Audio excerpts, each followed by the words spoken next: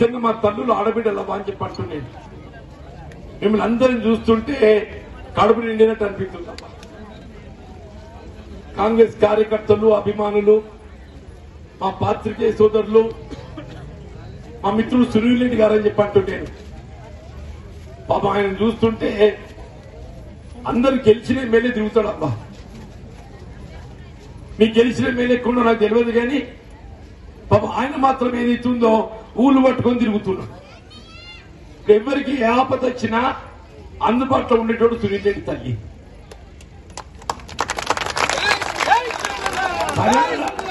కాదబ్బా, పనాడ ముహూర్తాల్లో ఇల్లు కట్టుకున్నాడు. ఎన్ని కట్టుకున్న ఇల్లు? నా బాల్కొండ నియోజకవర్గానికి నట్ట నడిమిలు ఉంటది.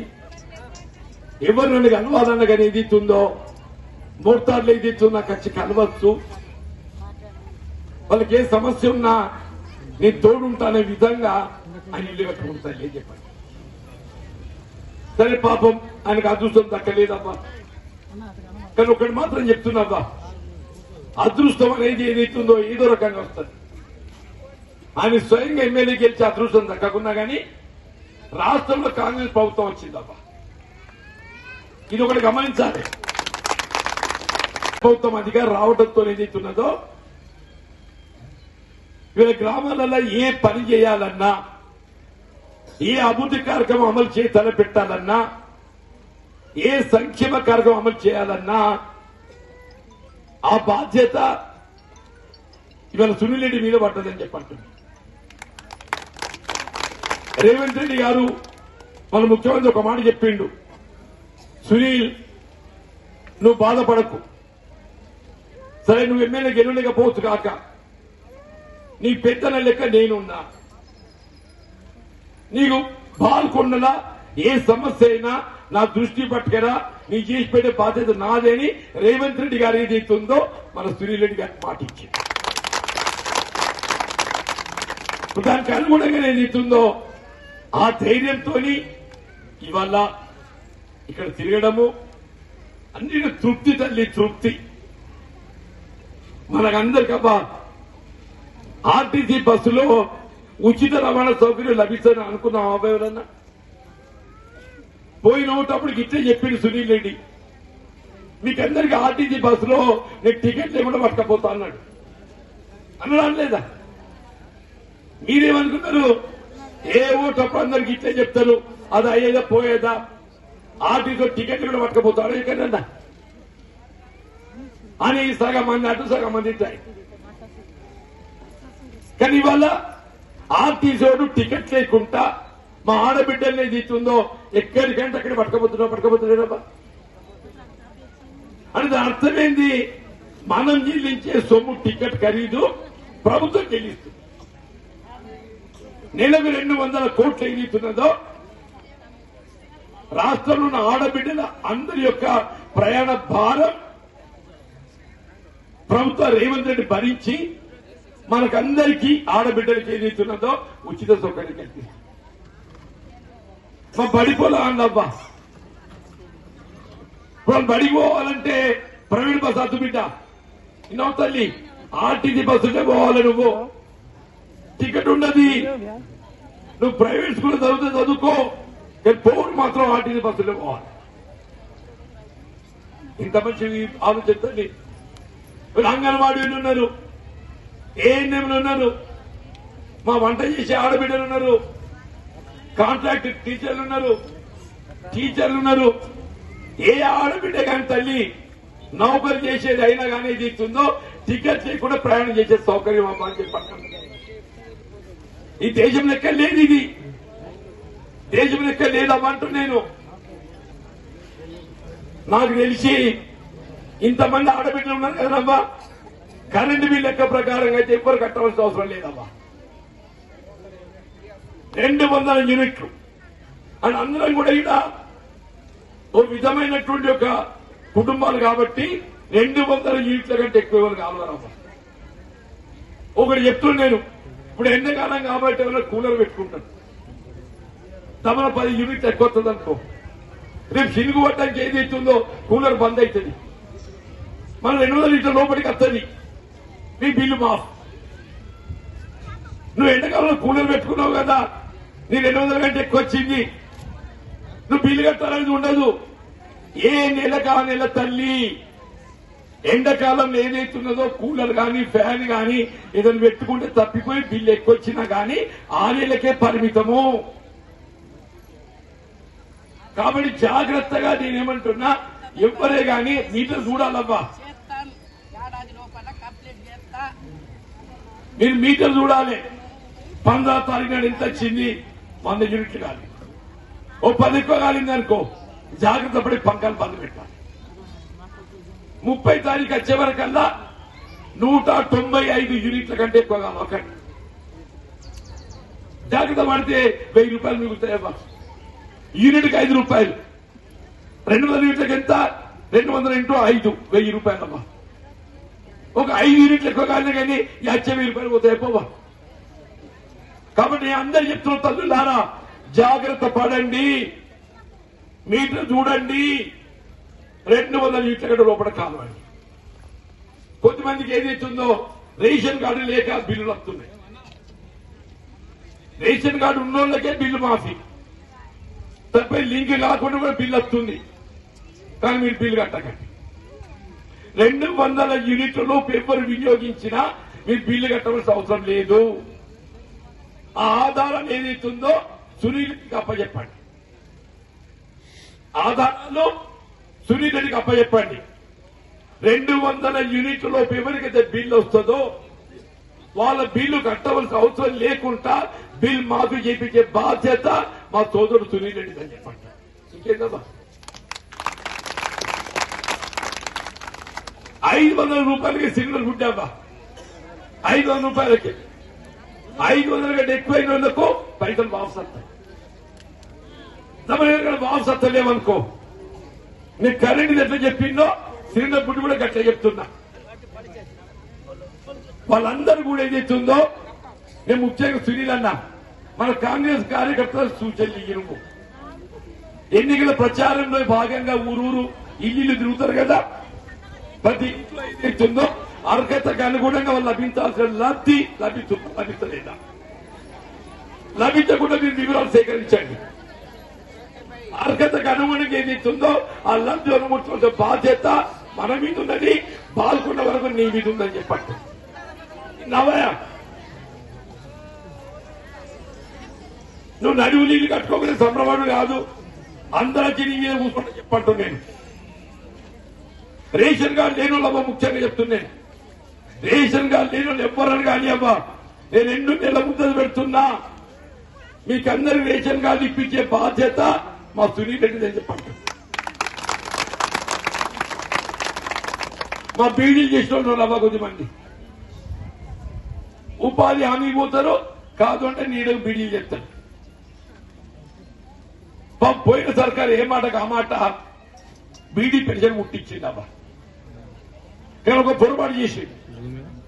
ఏందా పొరపాటు, 2014 దాకా ప్రావిడెంట్ ఫండ్ చెల్లిస్తేనే వాళ్ళకి పెన్షన్, 14 తర్వాత ప్రావిడెంట్ ఫండ్ చెల్లించిన పెన్షన్ సౌకర్యం లేదు. దీంతో ఏమైపోయింది, కొంతమంది పెన్షన్ వస్తుంది, కొంతమందికి వస్తలేదు. కొత్త బీడీలు నేర్చుకుంటారు,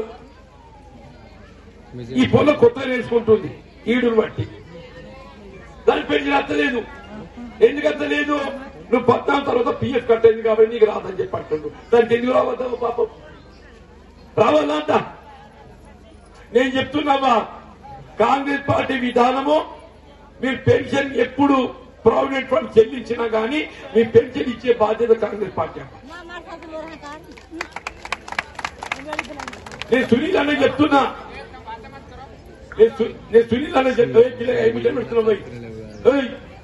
నేను చెప్తున్నా సునీల్ ఆడ భూపతి రెడ్డి వీళ్ళిద్దరు కలిసి నా మీద కండిషన్ పెట్టింది, నీ మద్దతులతో ఓటేస్తాం, మా నియోజకవర్గాల మెజార్టీ ఇస్తాం, కానీ నువ్వు 21 ప్యాకేజ్ సంవత్సర కాలం లోపల పూర్తి చేయించే బాధ్యత నువ్వు తీసుకుంటే నీ మద్దతు చేస్తా, నీతో దొరుకుతావని చెప్పండి. సునీల్ రెడ్డి ఈ కనబడుతున్నంత అమాయకుడు కాదాబో, మీరు అనుకుంటారు కాబట్టి బాబు అమాయకుడు అని చెప్పని, నా కండిషన్ పెట్టిండు. జీవనన్న నువ్వు మంచిగానే ఉన్నావు, పార్లమెంట్ పోటీ చేస్తా అని చెప్పిన సంబరం నీది. తెల్లారి 20,000 ప్యాకేజ్ కు నా మెడ పడతా. ముందు దాని సంగతి చెప్పు. నువ్వు పెద్ద మనిషివి, ముఖ్యమంత్రి నీ మాట గౌరవిస్తాడు. ప్రాణహిత చేపల ప్రాజెక్టు అంతర్భాగమైనటువంటి 20,000 ప్యాకేజ్ ఏదైతుందో నువ్వు ఏడాది లోపల పూర్తి చేపిస్తా అంటేనే నీతో నేను అర్థం చెప్పాను. ఇవాళ ఏదైతుందో నేను మాట్లాడిన సీఎంతో ఈడున్న సమస్య చెప్పిన నిజామాబాద్ 21 ప్యాకేజ్ రేపు వర్షాకాలం కాదు తల్లి, మల్ల వానకాలం నాటికి మీ నీళ్ళు ఇప్పించే బాధ్యత నాది అని చెప్పారు. నేను కరెంటు బిల్లు, రైతులు కూడా మాఫీ, వ్యవసాయం దేశంలో ఎక్కడ లేదు, కేవలం తెలంగాణ రాష్ట్రం మాత్రమే మాఫీ అయ్యా అంటున్నాం. అట్లా బోనస్ 500 పెట్టుబడి పెరిగింది. పెరిగిన పెట్టుబడికి అనుగుణంగా పట్టణాలు పెరగస్తాయి. మనం 450కి వెళ్ళి 1350 చేసినాం. మనం ఇడు 10 ఏళ్లలో 1350కి 200 చేసాం. కనీసం డబుల్ చేయలేదు. లెక్క ప్రకారంగా అయితే వరి ధాన్యం 3,000 రూపాయలు కిట్లు ఉంటే గిట్టుబాటు అవుతుంది. మన రాహుల్ గాంధీ గారు ప్రధానమంత్రి అయినట్టయితే రైతాంగాన్ని అదృష్టమే. వ్యవసాయ రంగాల వరి ధాన్యానికి 3,000 రూపాయలు క్వింటల్ ఇప్పించే బాధ్యత నాది అంటారు. వాళ్ళ మీద అదృష్టం కలిసి వస్తే, వాళ్ళ మీద తమ కలిసి రాదనుకో మీ 500 బోర్లు మీకు ఎట్లా ఉంటుంది సునీలు తెప్పించే. రేపు ఖరీఫ్ పంట వర్షాకాలం నాటికి ఏదైతుందో వరి ధాన్యం మనం ఎంత పండించినా గానీ ప్రతి క్వింటల్ మీద 500 రూపాయలు పోలుస్తుంది అని చెప్పండి. ఇది రైతుకు సంబంధించి. బీడీలు చేసే ఆడబిడ్డ ఎవరైనా తల్లి మీరు ప్రావిడెంట్ ఫండ్ ఎప్పుడు చెల్లించినా మీకు 2,000 కాదబ్బా, ఇప్పుడు 2,000 వస్తున్నాయి. నీకేదైతుందో దసరా నాటికి 2,000కి ఇంకా 2,000 కలిపి 4,000 ఇప్పించే బాధ్యత కాంగ్రెస్ పార్టీ సునీల్ రెడ్డి చేశారు. అట్లాగే ఇల్లు లేని వాళ్ళకి ఇంటి నిర్మాణం 10 ఏళ్ళు అవుతుందమ్మా. అది కొత్త ఇల్లు ఇచ్చిందా? నేను చెప్తున్నా మా సునీల్ అన్నకు, మన నియోజకవర్గంలో ఇండ్లు లేని వాళ్ళు ఎవరన్నా కానీ అన్న చెప్పండి. కులం లేదు, మతం లేదు, పార్టీ లేదు. వాడికి ఓటు వేసిందా చూడకు. వాడు ఓటు వేసిన మంచిగా వేయకుండా మంచిగా దయ. కానీ ఇల్లు లేని వాళ్ళు ఎవరున్నా కానీ వాళ్ళకు గుర్తించి వాళ్ళకి 5 లక్షల రూపాయలు మంజూరు ఇప్పించే బాధ్యత కాంగ్రెస్ పార్టీ సునీల్ రెడ్డి.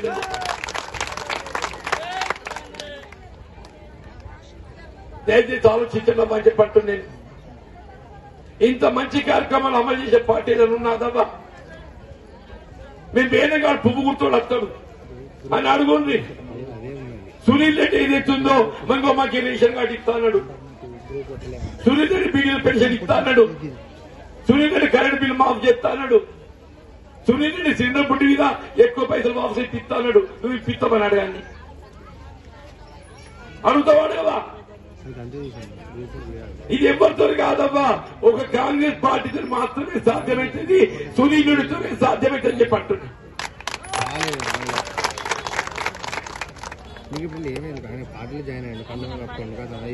కాబట్టి కాంగ్రెస్ మద్దతు తెలిపాలి. రైతులు ఉన్నారు పాపం, కాలనీలు కావాలి. 21 ప్యాకేజ్ చెప్పిండు సునీల్. ఆ ప్రశాంత్ రెడ్డి ఎమ్మెల్యే 10 ఏళ్ళు అయిందో, 2 సార్లు గెలిచిండు. కేసీఆర్ పెద్ద కొడుకు అని చెప్పుకుంటాడు. మరి 21 ప్యాకేజ్ పూర్తి చేయాలని చేయద్దా? 21 ప్యాకేజ్ పూర్తయితే నిజామాబాద్ రూరల్ తో పాటుగా మన భీమ్గల్ మన ప్రాంతం అంతా కాలనీలు వస్తాయి. అది పట్టుండే కదా. అక్కడున్నా లేకుండా చెక్ డ్యామ్లు కట్టిండు, ఆడు కమిషన్ ఇస్తాడని చెప్పాడు. కప్పల వాళ్ళ మీద చెక్ డ్యామ్లు కట్టిండా కట్టలేదా? ఎందుకు కట్టిండు? కమిషన్. మరి అవి అది కూడా నేను చెప్పాలా? కమిషన్ కోసం కట్టిండు. 21 ప్యాకేజ్ కూడా ఎందుకు అర్థమవుతుంది? రీడిజైనింగ్ అని చెప్పని పైపులు ముట్టిస్తే వాడు పైపులో కమిషన్ ఇస్తాడని చెప్పని అదొకటి ముట్టించింది వీడు. ఢిల్లీ సర్కారు పువ్వు గుర్తుడే కానీ వీళ్ళు కారు గుర్తుడే కానీ 1 రూపాయి సాయం చేసినాదబ్బా. మేము చెప్తున్నావా అక్కడ కాంగ్రెస్ పార్టీ ₹1,00,000 ఇచ్చింది. ఇవాళ నేను చెప్తున్నా పీడాత ఎవరికైనా ప్రమాదం జరిగితే వాళ్ళకి ₹5,00,000 ఇప్పింది. వాళ్ళ పిల్లలకు చదువులు, వాళ్ళ ఉచిత వైద్యం, ఇండ్లు ప్రభుత్వం మంచి తెలిపట్టే ఏ సంక్షేమ కార్యక్రమం అయినా మన గల్ఫ్ కార్యక్రమం ప్రాధాన్యత. चाहे वो मुसलमान होने दो, हिंदू होने दो, कोई भी होने दो, हम आपके साइड पे मदद में रहने वाले कांग्रेस पार्टी है, उनको बोलना चाहता हूं. అంతేకాదమ్మా పోయినసారి ఇంకోటి చెప్పి నేనే కళ్యాణ లక్ష్మి లగ్గం చేసుకుని తులం బంగారం ఇస్తాను మర్చిపోయినా మీరు? నేను చెప్తున్నావా ఇవాళ కళ్యాణ లక్ష్మి షాది ముబారక్ పంపిణీ ఏదైతుందో కేసీఆర్ పాత బాకీ కడుతున్నాం. రేపు రాష్ట్రంలో కాంగ్రెస్ ప్రభుత్వం 7 డిసెంబర్కి వచ్చింది. 7th డిసెంబర్ రాసి పెట్టుకున్నావా? 7 డిసెంబర్ తర్వాత రాష్ట్రంలో జరుగుతున్న పెళ్లిళ్ళు ఇవ్వని కానివ్వా, అవి ఏ కులమన గాని ఏ మతమన గాని వాళ్ళ ప్రభుత్వం ఇంతవరకు అందించే సహాయానికి తులం బంగారం పెట్టించే బాధ్యత నాది తల్లి నాది అంట. కాంగ్రెస్ పార్టీ అబ్బాయి, కాంగ్రెస్ పార్టీ గరీబుల పార్టీ అంటుంది. దయచేసి నాకు అండగా ఉండాలంటూ నేను పువ్వు గుర్తోడు మాయ మాటలు చెప్పి గెలిచిండు. 5 ఏళ్ళు అయిందమ్మా. నేను నచ్చిన అరవింద్ అనేటోడు మొన్న వచ్చిండు బరాబర్ ఓటు కోసం వస్తాడు, కానీ సునీల్ రెడ్డి ఓటు కోసం కాదు, ఇవాళ నన్ను పట్టుకుని ఓటు కోసం వచ్చిండు. కానీ ఓటు ఉన్నా లేకున్నా మీకు అందుబాటులో ఉండి ఆపత్తిలా సంపత్తిలా ఎప్పుడు అందుబాటులో ఉండేటోడు సునీల్ రెడ్డి అని చెప్పండి.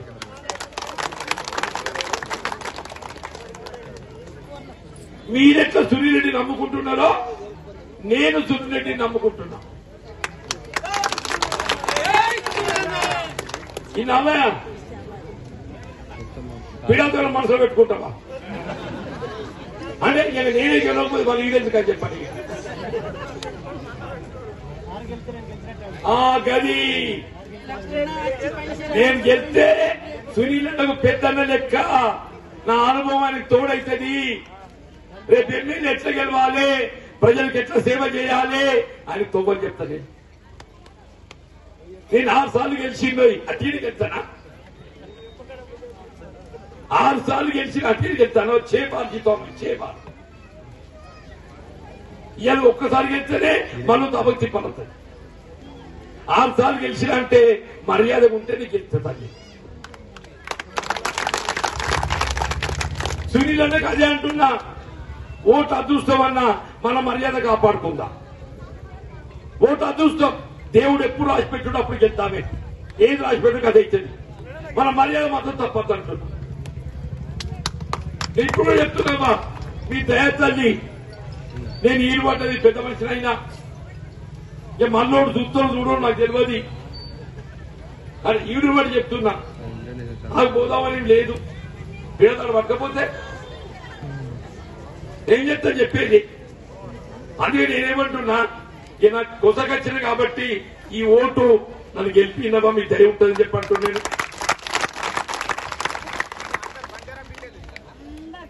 మా బంజారా బిడ్డ లంబడోళ్ళకి అందరికీ మీకు పెన్షన్ ఇప్పించే బాధ్యత నాది.